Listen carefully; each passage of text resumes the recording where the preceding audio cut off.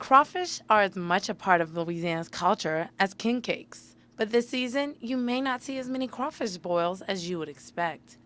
According to LSU crawfish researcher Dr. Lutz, this year's crawfish season has started out slower than usual because of the prolonged winter Louisiana experienced this year. By the time a lot of those crawfish did come up out of the ground with their babies, the water was already starting to cool off, so the crawfish weren't growing very much.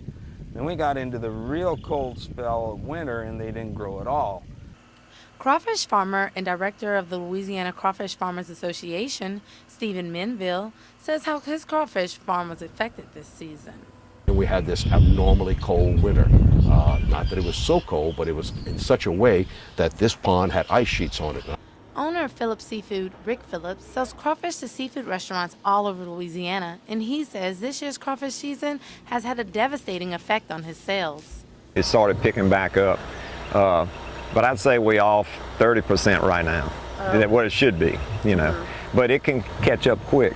But here at the LSU Aquaculture Research Facility, researchers are developing new techniques to help farmers harvest more crawfish this season. Try to help the farmers by generating recommendations on what to use for bait, what kind of traps work the best, what's the best trapping strategy. Everything that's related to crawfish production, we try to improve it. But whatever happens to crawfish this season, one thing is for sure. It's part that identifies Louisiana. For Newsbreak, I'm Valissa Rosemond.